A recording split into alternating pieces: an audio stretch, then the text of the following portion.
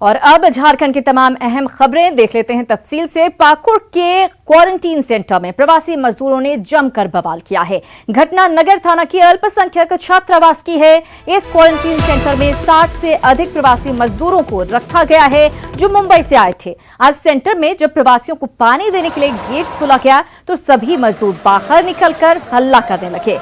जानकारी मिलने पर मौके पर पहुंचे नगर थाना प्रभारी ने मजदूरों को शांत करवाया, लेकिन इसके बाद सभी प्रवासी हॉस्टल की छत पर चढ़कर हो हल्ला करने लगे। मजदूरों का आरोप है कि 14 दिन की अवधि पूरी करने के बाद भी ना तो उनकी रिपोर्ट दी जा रही है उन्हें और ना ही उन्हें घर ही जाने दिया जा रहा है। दरअसल पाकुड़ के सैंपल की जांच धनबाद में कराई जाती है, जिस वजह से रिपोर्ट आने में देरी होती है। तस्वीरें आप देखिए किस तरह से हंगामा हुआ है। पानी इनको पहुंचाने के लिए अंदर कर्मचारी के द्वारा खोला गया गेट, तो ये लोग अचानक सभी लोग बाहर आ गए, बिना किसी सूचना के, बिना किसी आदेश के बाहर निकल गए। और उसके पश्चात जब यहाँ के कर्मचारियों ने मुझे सूचना दिया तो हम फोर्स के साथ आकर के और समझा बुझा करके फिर सबों को अंदर किया गया।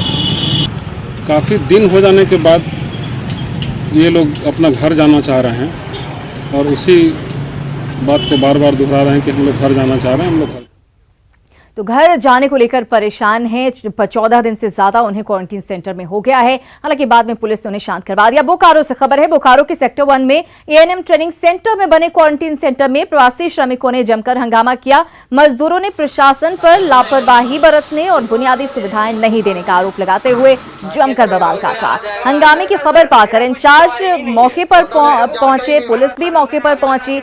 श्रमिकों का कहना है कि सेंटर में साफ सफाई नहीं है, कोई व्यवस्था सही ढंग से नहीं, उन्हें समय पर खाना पानी नहीं दिया जाता है। साथ ही रिपोर्ट आने में भी देरी को लेकर इनमें गुस्सा है।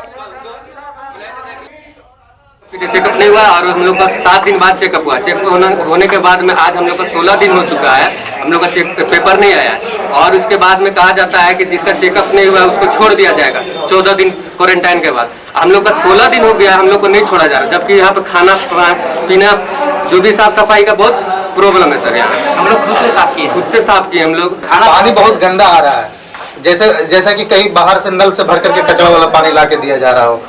और खाने में सर जब मर्जी तब सुबह का पूरी शाम को दिया जा रहा है, शाम का पूरी सुबह को दिया जा रहा है। तो ये लोग आपने पूछे, हमको पता नहीं है किसी तो कह रहा है पानी नहीं है, खाना दे रहा है, कम दे रहा है, जबकि उसका गवर्नमेंट द्वारा निर्धारित है वही उसको दिया गया है। बात देवघर हत्या मामले की। देवघर में मां बेटी डबल मर्डर कांड का 6 घंटे के भीतर पुलिस ने खुलासा कर दिया है। घटना के बाद से लापता बेटा ही हत्यारा निकला। घटनास्थल से पुलिस ने हत्या में इस्तेमाल चाकू बरामद किया, खून के छींटे लगे कपड़े भी बरामद कर लिए थे। देवघर एसपी ने बताया कि पूछताछ में जो बातें सामने आई हैं उसके अनुसार घर में आर्थिक तंगी की वजह से घरेलू विवाद होता रहता था और इसी विवाद में नाबालिग बेटे ने अपनी मां और बहन की चाकू से गूंथकर निर्मम हत्या कर दी। घटना को अंजाम देने के बाद बेटा जसीडीह में छिपा हुआ था। पुलिस फिलहाल आरोपी से घटना के संबंध में और जानकारी जुटा रही है। जो बाल अभियुक्त है उन्होंने घटना में अपनी संलिप्तता स्वीकार की है और पूरा घटनाक्रम उन्होंने बताया है। उसका कारण यह है कि आर्थिक तंगी से तंग आकर और घर में बहुत घरेलू विवाद से तंग आकर वो आजिज हो चुके थे और इसलिए यह कदम उन्होंने उठाया। तो उनको विधि सम्मत कार्रवाई उनके ऊपर की जा रही है। इसमें हम लोगों को घटनास्थल से ही चाकू भी बरामद हुआ था और जो बाल अभियुक्त के कपड़े जो उन्होंने पहने थे उसमें ब्लड स्टेन क्लोथ्स हम लोग को इसमें बरामद हुआ। रांची के बरियातू में पुलिस ने नाबालिग से दुष्कर्म करने के आरोप में एक ठेकेदार को गिरफ्तार किया है। आरोपी 3 दिनों से लापता नाबालिग से लगातार दुष्कर्म करता रहा। दरअसल लड़की किसी बात पर अपने मां बाप से नाराज होकर घर से निकल गई थी और बरियातू के जोड़ा तालाब इलाके में एक निर्माणाधीन अपार्टमेंट में छुप गई, जहां से ठेकेदार मुस्तफा उस बच्ची को बहला फुसलाकर अपने घर लेकर गया और उसके साथ 3 दिनों तक दुष्कर्म किया। आखिरकार शोर मचाने पर आरोपी की पत्नी ने उस बच्ची को बचाया। गलत नहीं हुआ है, रिपोर्ट तो बता रहा है कि गलत है। रिपोर्ट में कैसे बता रहा है? अब क्या बोलिएगा, लड़की पहले भी 4-5 बार बताई कि हम भाग चुके थे घर से, है ना। और किसी लड़के का यहीं पर का किसी लड़के से वो मोहब्बत भी करती है। हो सकता है सुबह में है तो वो निकली है और उसके बाद किसी के साथ गलत की हो। तीसरा दिन भी जब रिपीट करने में था तो लड़की हल्ला करती हल्ला करने पर उसकी जो वाइफ थी उस मुस्तफ़ा की, उसकी वाइफ आई और उसकी वाइफ ने काफ़ी गाली गलौज किया अपने पति को और बोला कि लड़की को जाओ छोड़ के आओ जहाँ से आई। बस उसके बाद इस लड़की को छोड़ दिया तो लड़की फिर उसके बाद। और बात कोरोना के कहर की। झारखंड में कोरोना संक्रमण का दायरा लगातार बढ़ता जा रहा है। कल एक दिन में 53 नए मामलों की पुष्टि हुई, जिसके बाद राज्य में कोरोना के पॉजिटिव मामलों की संख्या 779 तक पहुंच गई है। कल सबसे अधिक सरायकेला में 13, जबकि जमशेदपुर से 12 संक्रमित मिले। अब तक झारखंड में जितने संक्रमित मरीज मिले हैं उनमें 68% संख्या प्रवासियों की है, जो कि चिंता की बात है। तो सिमडेगा में अब कुल 25 लोग कोरोना पॉजिटिव हो गए हैं। इनमें से 2 लोग पहले ही ठीक होकर अपने घर वापस चले गए। बाकी 11 लोगों की रिपोर्ट नेगेटिव आई है। इनमें 12 लोग फिलहाल एक्टिव हैं। सिमडेगा में पुलिस का एक जवान रांची में पॉजिटिव पाया गया है।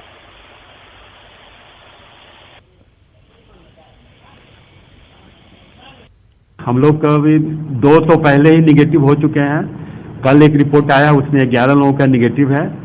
इस ढंग से 13 लोग निगेटिव हो गए, तो कुल हमारा 24 केस था, उसमें 25 केस था, उसमें 13 घटाते हैं, 12 एक्टिव केस हैं हमारे पास अभी। और अनलॉक 1 में शर्तों के साथ दुकानों और इंडस्ट्री को खोलने की छूट देकर सरकार ने लोगों को बड़ी राहत दी है, लेकिन लोग इस छूट का नाजायज फायदा उठा रहे हैं। कोरोना महामारी से अनजान धनबाद के लोगों ने सड़क और बाजारों में सोशल डिस्टेंसिंग का मजाक उड़ाना शुरू कर दिया है। लोग बिना मास्क बाजार में खरीदारी करते हुए दिख रहे हैं।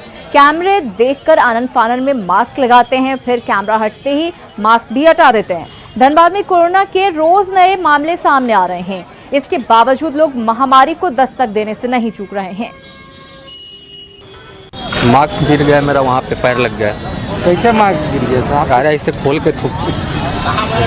मास्क आप जान रहे इतना कोरोना का अभी जाके चल रहा है, अभी खरीद लेंगे जाके। तो आप पहले खरीद लेते ना, आप सेफ्टी अपना पहले देखिएगा ना। एकदम देखते हैं। नहीं, मास्क लगाए थे, अभी खोल कर रख दिया, ये लगा ले। मास्क क्यों खोल के रखे है? ज़्यादा आप ही लोग को दिक्कत है, बूढ़ा बुजुर्ग बच्चा को बचना है। ठीक है, आप क्यों मास्क नहीं लगा के? नहीं, अभी सब्जी लेना था, तुरंत खोले। मास्क क्यों लगाया? मास्क मेरे हाथ में है। पाकुड़ में सोशल डिस्टेंसिंग की जमकर धज्जियां उड़ाई जा रही हैं। हाल यह है कि रिक्शा हो या ऑटो, हर जगह लोग फुल हैं। वहीं इक्का दुक्का लोगों को छोड़कर कोई भी मास्क नहीं पहनता।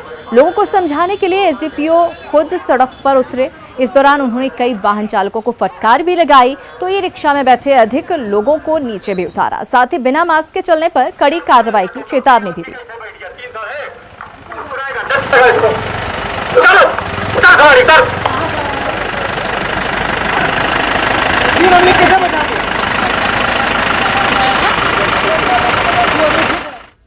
और अनलॉक 1 लागू होने के बावजूद प्रवासी मजदूरों की समस्या कम होती नहीं दिख रही है। छत्तीसगढ़ के बिलासपुर के 18 प्रवासी मजदूर अपने परिवार के साथ किसी तरह दिल्ली से कोलकाता, फिर कोलकाता से कटिहार और वहां से रांची पहुंचे। रांची बस स्टैंड पर उन्हें रात गुजारनी पड़ी। यहां से बिलासपुर जाने की समस्या उनके सामने है। इन प्रवासियों से बात की न्यूज़ 18 संवाददाता उपेंद्र कुमार ने। बड़ी संख्या में बच्चे, महिलाएं और युवा हैं जो दिल्ली में रह के अलग अलग जगह पे काम किया करते थे। दिल्ली से ये लोग किसी तरह से कोलकाता पहुंचे, फिर कोलकाता से मालदा, मालदा से कटिहार और कटिहार से फिर ये रांची पहुंच गए हैं। चुटिया पुलिस की ओर से इनको बस स्टैंड भेज दिया गया। कल रात में यह कहा गया कि यहाँ से आपकी व्यवस्था की जाएगी और आपको भेजा जाएगा छत्तीसगढ़ अपने अपने घर, लेकिन कोई व्यवस्था नहीं की गई है। कैमरा पर्सन से कहेंगे कि दिखलाएं, ये झारखंड राज्य के प्रवासी श्रमिकों की घर वापसी हेतु सहायता केंद्र है, लेकिन सहायता केंद्र का सिर्फ एक बैनर लगा हुआ है। कोई सहायता करने के लिए यहाँ पर कोई स्टाफ नहीं है। दिल्ली से कब चली थी यहाँ? हमको 8 रोज हो गया। 29 तारीख का 29 मई को ये दिल्ली से चली थी और आज रांची में है। समझा जा सकता है कटिहार से कई बार पैदल चलना, फिर उसके बाद ऑटो की सहायता लेना और इस तरह से यहाँ पे पहुंचे हैं। वैसे ही करके हमें रात में खाना खिलाकर बोल दे कि आप लोग बस स्टैंड चले जाओ, सरकारी बस चल रहा है, वहाँ से आप लोग को बस सुविधा करके छत्तीसगढ़ भेज देंगे करके, लेकिन अभी तक ऐसा कुछ नहीं हुआ साहब। छत्तीसगढ़ के पड़ोसी राज्य छत्तीसगढ़ के 18 की संख्या इनकी है। छोटे छोटे बच्चे हैं। कल रात से ही इनका आशियाना यही बिरसा मुंडा का बस स्टैंड है और इनकी गुहार है सरकार से, झारखंड सरकार से, यहाँ के अधिकारियों से कि इनकी घर वापसी की व्यवस्था की जाए। कैमरामैन नलिन के साथ उपेंद्र, न्यूज़ 18 रांची। और अनलॉक 1 में साहिबगंज में बंदरगाह का काम अब धीरे धीरे शुरू होने लगा है। बंदरगाह परिसर में मजदूर बचे कामों की फिनिशिंग में लग चुके हैं। बनारस से हल्दिया तक के मल्टी मॉडल बंदरगाह का निर्माण 3 चरणों में पूरा होना है। वहीं बंदरगाह में काम शुरू होने से प्रवासी मजदूरों को भी काम मिलने लगा है। जायजा लिया है साहिबगंज संवाददाता निशांत ने।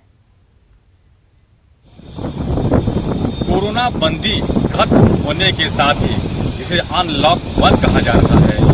जो अब कोरोना बंदी में सरकार की ओर से छूट मिलती चली जाएगी, निश्चित रूप से काम जो है उसमें और तेजी आएगी। आप देख सकते हैं कि जो बंदरगाह का परिसर है उसमें जो निर्माण कार्य है उसमें मजदूर लगे हुए हैं। ये 300 करोड़ की लागत से बनने वाला बंदरगाह का निर्माण अब शुरू होने से ये उम्मीद की जानी चाहिए कि अब बंदरगाह निर्माण में तेजी आएगी। निशांत, न्यूज़ 18 साहिबगंज। पोड़ाहाट जंगल के टेबो और कराईकेला थाना क्षेत्र में लगातार हो रहे पुलिस नक्सली मुठभेड़ से ग्रामीणों में दहशत है। कराईकेला के जोनुआ समेत कई गांव के लोगों ने पुलिस को पत्र लिखकर सुरक्षा की गुहार लगाई है, जिसके बाद इलाके में नक्सलियों के खिलाफ सर्च ऑपरेशन और तेज कर दिया गया है। पत्र में कहा गया है कि रात में नक्सली गांव में ठहरते हैं और भोजन मांगते हैं। डर से ग्रामीण नक्सलियों को खाना देते हैं, सामग्री देते हैं और ऐसा करना उनकी मजबूरी है।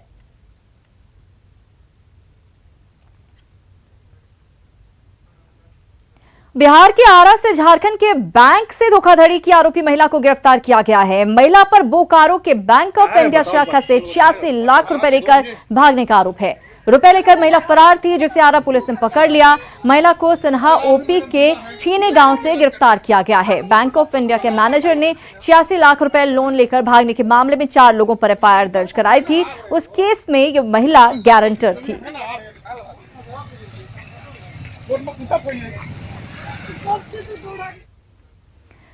अभी तक आप बाइक चोर गिरोह के बारे में सुनते रहे होंगे, लेकिन दुमका पुलिस ने ट्रैक्टर चोर गिरोह का भंडाफोड़ किया है। इस गिरोह के 10 लोगों को गिरफ्तार किया गया है। इनके पास से चोरी के 4 ट्रैक्टर, एक पेंटिंग मशीन और एक बाइक बरामद हुई है। इसमें से 2 लोग ऐसे हैं जिन्होंने चोरी के ट्रैक्टर को कम कीमत पर खरीदा था। गिरोह का मुख्य सरगना गिरफ्तार हो चुका है। उसकी गिरफ्तारी के बाद गिरोह के बाकी सदस्यों को भी गिरफ्तार कर लिया गया।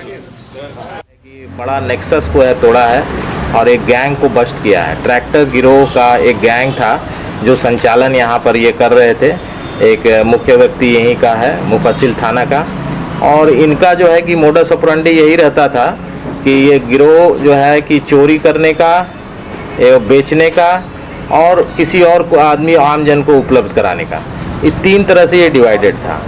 तो तीनों ग्रुप के टोटल कम से कम 10 आदमी मिला करके जो भी ये यहाँ पर अभियुक्त हैं उनको गिरफ्तार।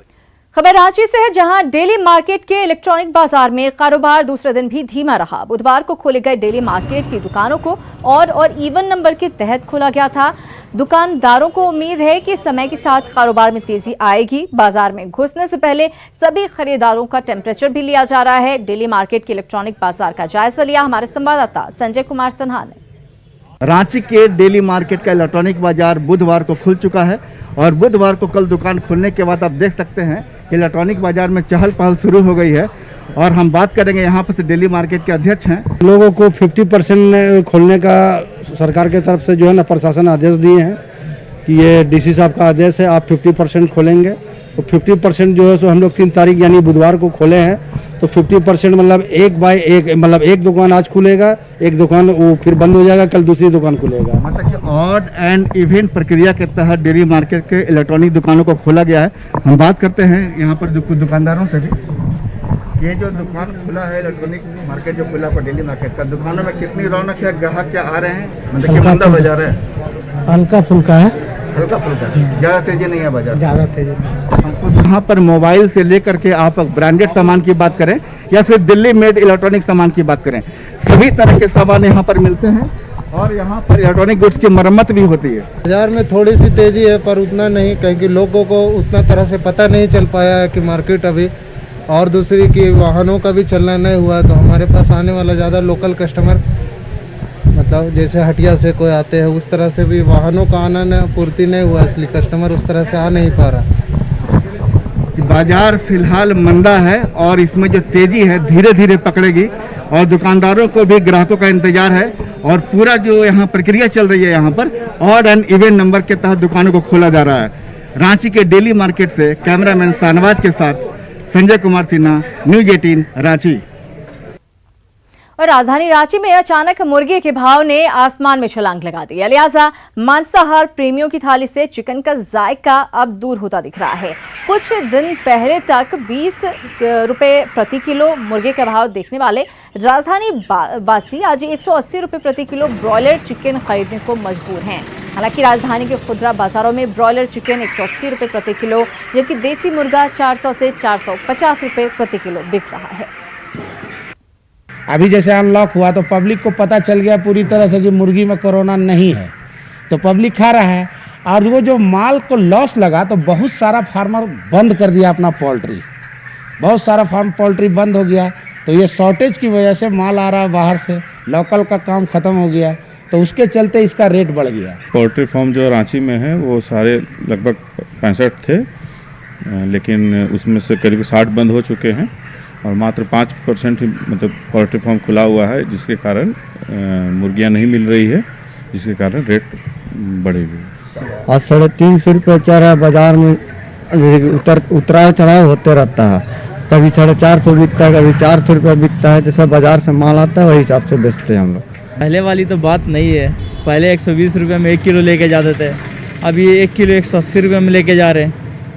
और इससे पहले जिस टाइम कोरोना वायरस का हल्ला था तो उस टाइम चिकन 20 रुपये 25 रुपये किलो 15 रुपये किलो हो गया था। उस समय भी आदमी को डर था कोरोना वायरस को लेके, मगर इस सब चिकन में कुछ वैसा बात नहीं है, हम लेके भी गए और वैसा कोई साइड इफेक्ट हुआ भी नहीं। कोरोना संक्रमण का खौफ पूरी दुनिया में फैला है। इस खौफ में माहौल में भी कुछ लोग लॉकडाउन के सकारात्मक साइड इफेक्ट पर्यावरण पर दिखने लगे हैं। देवघर में पर्यावरण में आए इस बदलाव के कारण कई दुर्लभ और लुप्त हो चली पक्षियों की प्रजाति दिखाई देने लगी है, या कुछ यूं कहें कि प्रवासी लोगों की तरह प्रवासी पक्षियों की भी घर वापसी शुरू हो गई है। देवघर की आबोहवा से आकर्षित होकर सर्दी के मौसम में बड़ी संख्या में प्रवासी पक्षी सैकड़ों मील का सफर तय कर देवघर पहुंचते हैं, लेकिन लॉकडाउन से पर्यावरण में आए सकारात्मक बदलाव के कारण कई दुर्लभ और लुप्त हो रही पक्षी की प्रजाति देवघर में दिखाई देने लगी। पक्षियों के जानकारों की माने तो पूरी दुनिया में पक्षियों को 27 वर्गों में बांटा गया है। इनमें से 20 वर्गों की चिड़िया अकेले भारत में पाई जाती है, लेकिन पर्यावरण, प्रदूषण और जलवायु में आए परिवर्तन से इनमें से अधिकांश प्रजातियां विलुप्त होने लगी थी। लॉकडाउन के दौरान पर्यावरण में आए बदलाव ने इन्हें फिर से जीवित कर दिया है। इस बदले माहौल में पर्यावरणविद मानते हैं कि दुर्लभ प्रजाति की पक्षियों का आना शुभ संकेत है। अभी पर्यावरण पूर्ण रूप से साफ है, स्वच्छ है, सुंदर है, जिसके कारण चिड़िया जो है बहुत तरह का चिड़िया दिखाई दे रहा है। असल में 27 वर्गों में बांटा गया है इन चिड़ियों को सारे संसार में, जिनमें से भारतवर्ष ही एक ऐसा देश है जिस देश में 20 वर्गों का चिड़िया हमारे ही देश में पाए जाते थे। आज कुछ चिड़िया लुप्त हो गए थे, लेकिन फिर एक बार बहुत ही भाग्यशाली है हम लोग फिर लौट के आ रहे हैं। इन रंग बिरंगी पक्षियों के संरक्षण के प्रति जिला प्रशासन भी तत्पर है। इसके लिए वन विभाग से समन्वय स्थापित कर वन्य प्राणी संरक्षण अधिनियम के तहत इनके संरक्षण और संवर्धन की योजना बनाने की पहल की जा रही है। यहाँ पे कई बगल के क्षेत्रों से कुछ माइग्रेंट जो बर्ड्स होती हैं वो आ रही हैं और मुझे ये लगता है कि पिछले 2 महीने में जो लॉकडाउन के कारण जो एक पर्यावरण पर एक पॉजिटिव इफेक्ट जो हुआ है हमारे टेम्परेचर को लेके या पोल्यूशन लेवल को लेके, और इस संदर्भ में काफ़ी संख्या में बहुत यूनिक और बहुत खूबसूरत पक्षी वगैरह यहाँ पर आ रहे हैं। और हम लोग वन विभाग के साथ बात करके इसको हम लोग कोशिश करेंगे कि इनके संरक्षण से संबंधित या इनको जो कंजर्वेशन के जो इनके नियम हैं एज पर फॉरेस्ट एक्ट और वाइल्ड लाइफ एक्ट जो है हम लोग आगे की कार्रवाई करेंगे। पर्यावरण, प्रदूषण और जलवायु में आए परिवर्तन का सबसे बुरा असर इन पक्षियों पर ही पड़ा है। एक समय वो भी था जब सुबह सुबह इन पक्षियों की चहचहाट से लोगों की नींद खुलती थी। उम्मीद की जानी चाहिए कि पर्यावरण में आए परिवर्तन से वो दिन फिर से वापस लौट आए। न्यूज 18 के लिए देवघर से ऋतुराज सिन्हा की रिपोर्ट। और इस बुलेटिन में फिलहाल इतना ही, लेकिन न्यूज 18 बिहार झारखंड पर खबरों का सिलसिला लगातार जारी है।